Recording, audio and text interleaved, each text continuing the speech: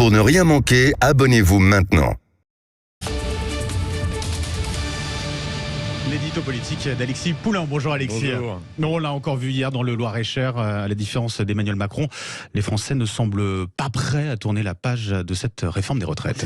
Non, loin de là. Alors, ce qu'il y a de bien, c'est qu'on a fêté les 1 an de la réélection d'Emmanuel Macron. Enfin, lui, au moins, j'espère, l'aura fêté. On est dans la semaine des 100 jours de l'apaisement. Il reste 92 jours d'apaisement. Et on voit que c'est l'apaisement général. Effectivement, les casserolades qui accompagnent les ministres, qui sont dans l'incapacité de se rendre sur le terrain, la volonté, bien sûr, de ne pas tourner cette page et de dire, 5 minutes, on ne va pas passer dans le débat sur l'immigration, dans la suite. Alors, cette feuille de route qu'Elisabeth Borne doit dévoiler aujourd'hui à l'Élysée, ça en dit long. Donc c'est vraiment sur commande du président de la République pour dérouler. Derrière, il y a France Travail, il y a le projet qui a été dit lors du discours, c'est travail, ordre et progrès. On ne sait pas trop ce que ça veut dire, mais ça fait un peu froid dans le dos. Le SNU, bien sûr, toujours sur la table, même si on le retarde pour ne pas mettre les jeunes encore davantage dans la rue.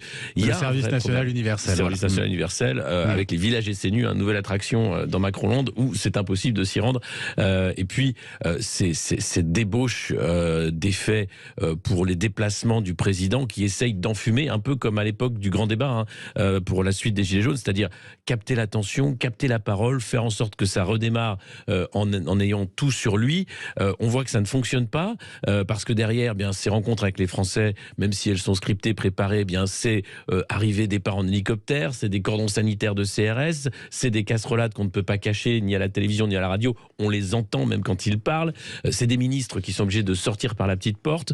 Il y a dans cette façon de faire quelque chose de l'ordre de la course en avant qui fait un peu peur parce que à quoi ça sert? Ça coûte extrêmement cher. Gabriel Attal parlait du coût de l'accouchement, 2600 €. Combien coûte un déplacement d'Emmanuel Macron aujourd'hui? Est-ce que c'est nécessaire de faire ça, sachant la colère qu'il a provoquée avec cette politique de vouloir toujours forcer d'aller plus loin?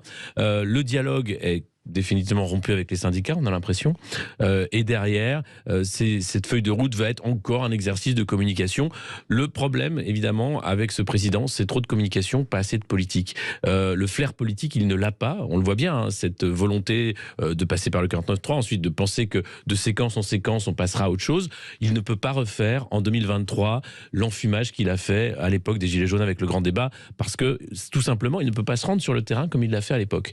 Donc déjà, rien que ça devrait le faire réfléchir, mais on a l'impression que l'isolement est là de toute façon, que la réflexion ne va pas plus loin que c'est fait, passant à autre chose.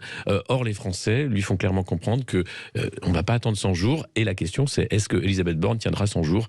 La réponse dans les jours qui viennent, évidemment, et cet après-midi avec cette fameuse feuille de route qui sera dévoilée à l'Élysée. Bon, on verra ça. En tout cas, on aura l'occasion d'en reparler tout à l'heure, sans doute, à 8h45 pour les grands débats du matin avec vous, Alexis Poulain. Merci à vous, Alexis.